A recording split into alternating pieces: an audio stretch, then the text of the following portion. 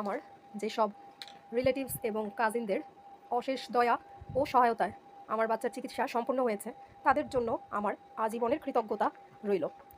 হয়তো আপনাদের ওই সহায়তা আমি আপনাদেরকে ফিরিয়ে দিতে পারবো কিনা কখনো জানি না, কিন্তু যে কোনো মূল্যে যদি কখনো মনে হয় আমার মতো ক্ষুদ্র কেউ আপনাদের জন্য কিছু করতে পারি, তো অবশ্যই সেটা দাবি নিয়ে আদেশ করবেন।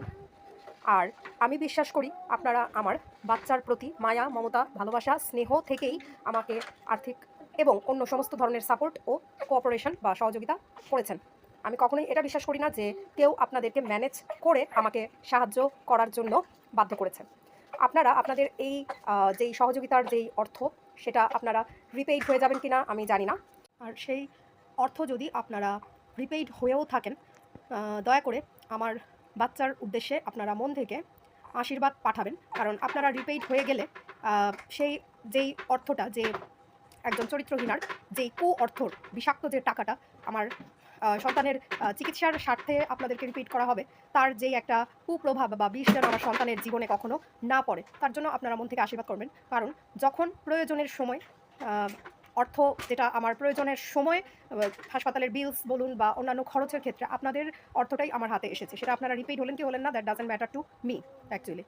আর যদি আপনারা রিপিট হন, সেক্ষেত্রে আমার সন্তানের উপরে কিন্তু বিভিন্ন ধরনের খারাপ অনেক প্রভাব আসতে পারে, অশুভ প্রভাব আসতে পারে। কারণ যেটা আপনারা রিপিট হয়ে যাচ্ছেন আপনাদের, আমি মনে করি যে এরপরে কেউ যদি দাবি করে যে তার টাকায় আমার বাচ্চার জীবন বেঁচেছে, সেটা হবে একটা মানে বিষাক্ত টাকার বিনিময়ে আমার সন্তানের জীবন, যেটা আমি কখনোই চাই না। আমি বিশ্বাস করি যে আপনারা আমাকে হেল্প করেছেন, আপনাদের কাছে আমি কৃতজ্ঞ, আমার বাচ্চা আজীবন কৃতজ্ঞ থাকবে। কিন্তু আপনারা সেই অর্থ যদি ফিরে পেয়েও যান, তারপরেও আমার কাছে আমার সহায়তাকারী, সাহায্যকারী বা আমার কৃতজ্ঞতা স্থান আপনারাই থাকবেন। কোনো শয়তানি, ডাইনি, সে কে কী করলো, এগুলো আসলে আমি কখনোই মাথায় রাখবো না।